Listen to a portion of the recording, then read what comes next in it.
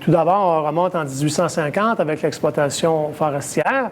Les premiers colons, les premiers habitants vont venir dans la région de Sainte-Flore. Ce territoire-là s'est morcelé en différentes municipalités pour toutes sortes de raisons, pour des raisons économiques. Aussi, les distances également, à l'époque, quand même, c'était pas évident de gérer un grand territoire.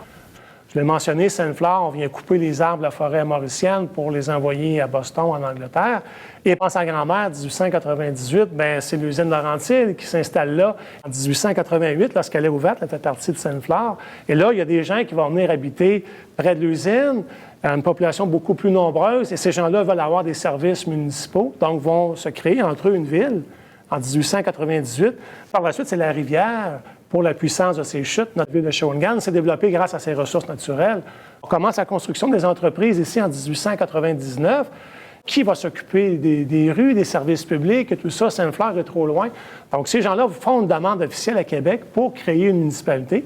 Il y en est de même pour Lac-à-Tortue, Saint-Jean-des-Piles et Saint-Gérard. Donc, ressources hydrauliques, puissance des chutes et qualité des essences forestières vont amener un développement économique considérable à Shawinigan. Nous, les gens de Shawinigan, la population, nous avons dans nos gènes l'esprit d'entreprise, l'esprit d'audace, l'esprit de créativité, parce qu'on l'a depuis plus de 100 ans. Joseph-Edmond Thibodeau, lorsqu'il arrive ici en 1900, lui, c'est un monsieur de Saint-Tite, il va construire une centrale qu'il va mettre en opération en 1904, il va concurrencer la Shawinigan Water and Power. Le docteur Ricard de Grand-Mère va faire pareil. Quand on pense à Shawinigan Sud de Moulin-Pelletier, dès 1880, ces gens-là mettent sur pied un moulin assis. Qu'on pense à Saint-Jean-des-Piles, la famille Cadorette avec les bateaux, Albert Giguère dans la construction. À Shawinigan, en 1902, il y a 10 hôtels.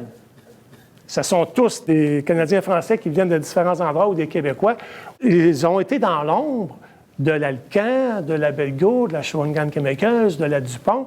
À Grand-Mère, dans les années 30, c'est une des villes au Québec où on va créer de plus d'entreprises dans le domaine du textile, chaussures, vêtements. On pense à la famille Anna. Plus près de nous, la famille Buisson, qui, à la fin des années 50, va créer la peinture Laurentide.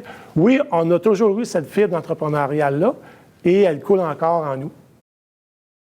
De ce que je connais de l'entreprise de Shawinigan Chemicals, c'est effectivement ce que j'ai entendu de mon père, qui a travaillé là comme technicien de laboratoire à faire des analyses au contrôle de qualité. C'est une très grande entreprise qui employait environ 2000 personnes. Mon père était vraiment un entrepreneur. Ce qui l'a amené dans le domaine de la peinture et des revêtements, c'est que dans les dernières pages d'un magazine, il y a souvent des annonces. Puis il y en avait une, entre autres, qui était une peinture automobile, qui pouvait être appliquée à la poudrette de maquillage pour les femmes. Donc, voulait arrondir ses fins de mois, voulait préparer le mariage qui était éventuellement pour venir. Donc, il a sollicité un de ses amis pour peinturer une vieille voiture noire avec ces produits-là, qui ont donné un bon résultat à l'ombre, mais apparemment, dès que c'était au soleil, on voyait tous les coups. C'était pas très réussi.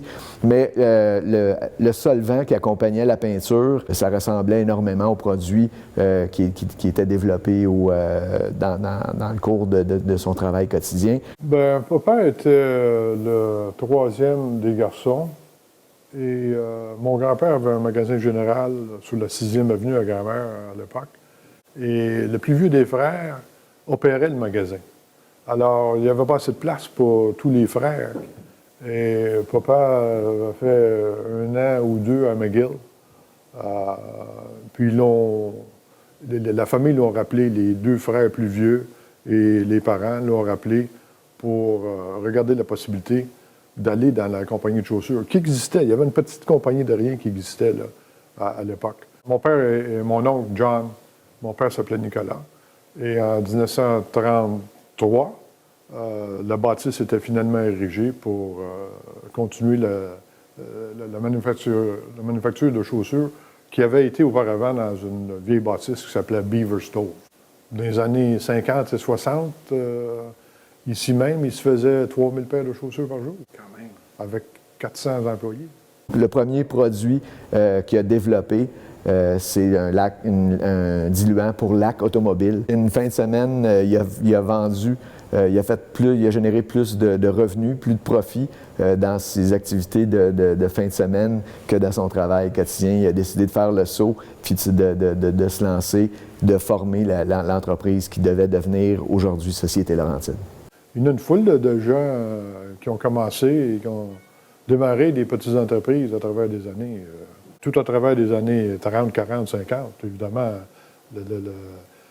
Grand-Mère avait moins de grandes industries comme Shawinigan, mais il y en avait beaucoup. Je me souviens des années 70, 80, il y avait des concours, là, Codicem, ça s'appelait, Codicem.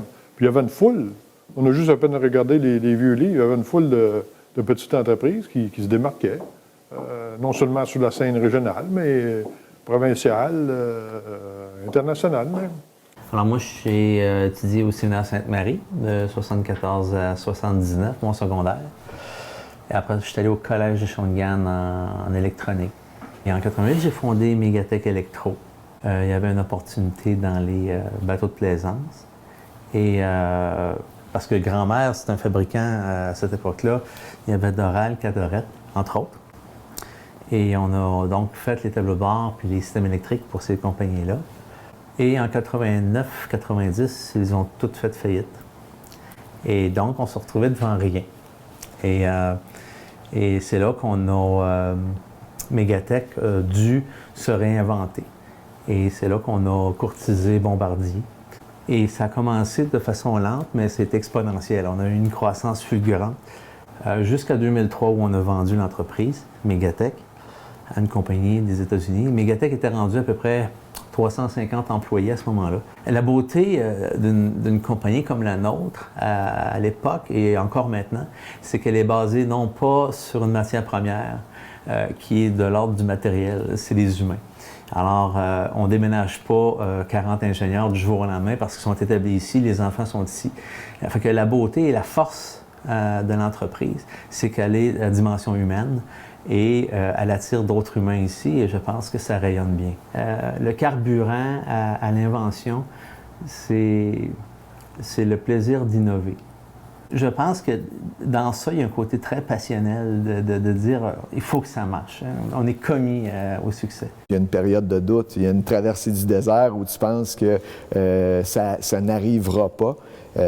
Puis il faut se pencher la tête dans ce temps-là, puis arrêter de réfléchir, puis d'avancer. Quand tu veux obtenir des résultats différents ou exceptionnels, attends-toi à mettre les efforts, puis de faire face à de l'adversité, puis des embûches qui sont aussi exceptionnelles. Moi, je peux penser, quand j'avais 24 ans, quand j'ai démarré Doral, la première année, c'était très difficile. Il y avait plusieurs soirs, quand j'étais sur la route, en train de vendre les premiers bateaux, où je me faisais dire non. Alors, j'allais coucher dans des motels à 6 $ à l'époque, puis je pleurais un peu. Tu sais, c'était pas facile. J'avais des gens dans l'usine, on était 6 à ce moment-là. Là. Il y avait des gens qui dépendaient de moi. Ils dépendaient du succès de l'entreprise. Alors, il ne faut pas abandonner, il ne faut pas lâcher. Le plus difficile dans la vie, c'est d'avoir un client. Parce que des solutions, il y en a partout. Et de l'argent, il y en a aussi à bien des places. Et donc, c'est d'avoir un marché, le trouver, l'identifier et persister. C'est pas une destination, être en affaires, c'est une vie, c'est une passion qui doit être renouvelée quotidiennement, à tous les jours. Puis je pense que c'est la clé du succès.